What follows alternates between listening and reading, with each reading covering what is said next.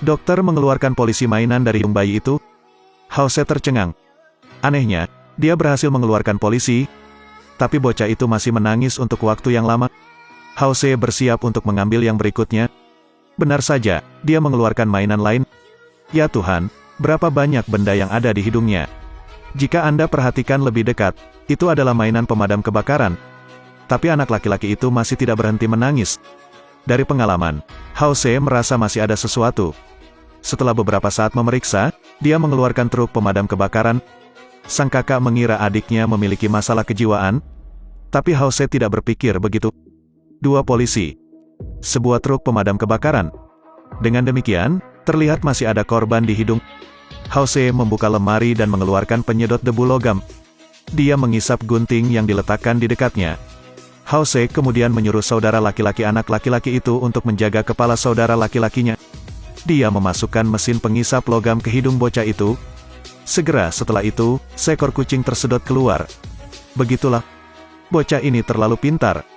Untuk menyelamatkan kucing itu, dia mengerahkan 2 polisi dan sebuah truk pemadam kebakaran. Masalah bocah itu terpecahkan. House mengalami kejadian aneh lagi. Wanita ini telah melajang selama 2 tahun sekarang, tetapi sedang hamil. Apa kau percaya itu? Seorang wanita yang telah melajang selama 2 tahun tiba-tiba hamil. Mendengar kesimpulan House, gadis itu sulit dipercaya. Karena gadis itu tidak pernah berhubungan seks selama 2 tahun. Apakah dokter bercanda? Melihat ketidakpercayaan gadis itu, House pergi.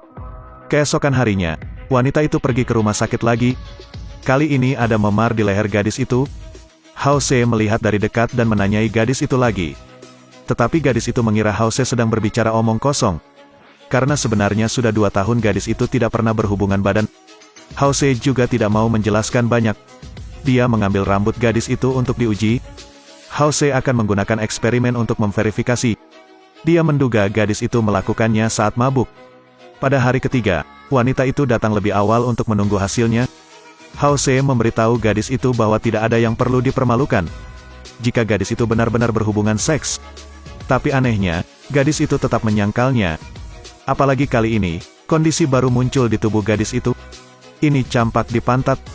House melihat lebih dekat dan berkata ini bukan campak. Hal ini disebabkan oleh gesekan dengan karpet. Ketika wanita itu mendengar ini, dia sangat marah. Mungkin gadis itu tidak tahu dia sedang berhubungan seks. Mendengar kalimat ini, House tiba-tiba teringat sesuatu. House bertanya kepada gadis itu, apakah kamu merasa lelah di pagi hari? Wanita itu berkata ya, tubuhnya sangat lelah. House bertanya lagi apakah dia kesal. Gadis itu berkata ya. Mantan suami gadis itu tinggal di lantai bawah. Setiap hari dia memanggil gadis itu untuk kembali. Mendengar ini, House punya jawabannya. Selanjutnya, dia menyuruh House untuk berbaring di kapsul selama 1 malam. Tentu saja tebakannya benar. Layar menunjukkan bahwa sekitar pukul 2 pagi, otaknya bergerak. Ini menunjukkan bahwa gadis itu berjalan dalam tidur. Ketika wanita itu mendengarnya, dia sangat bingung. Mungkinkah dia tidur sambil berjalan dan pergi ke rumah mantan suaminya? Meski aneh, eksperimen membuktikannya. Kemudian House meresepkan obat untuk gadis itu. Dia memberitahu gadis itu untuk minum obat secukupnya dan masalahnya akan teratasi. Hari itu, rumah sakit memiliki pasien yang aneh. Seekor babi pergi ke rumah sakit.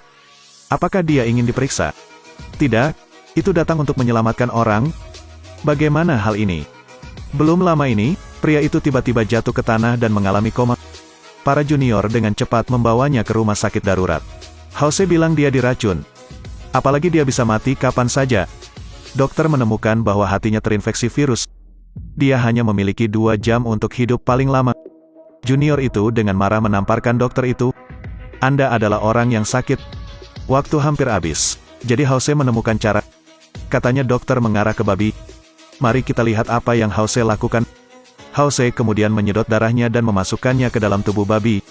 Dari situ, hati babi akan membantu Sang Taipan membersihkan darah. Tuhan, ini benar-benar hanya ide House. Tapi cara ini hanya bisa memperpanjang waktu. Itu tidak bisa disembuhkan sepenuhnya. House mempelajari masalah ini siang dan malam. Akhirnya dia membuat penemuan baru. Sang Taipan adalah seorang perokok. Kali ini sesuatu yang sangat aneh. Seperti yang diharapkan dari House, dia menemukan bahwa pasien sedang minum obat yang mengurangi jumlah sel darah merah.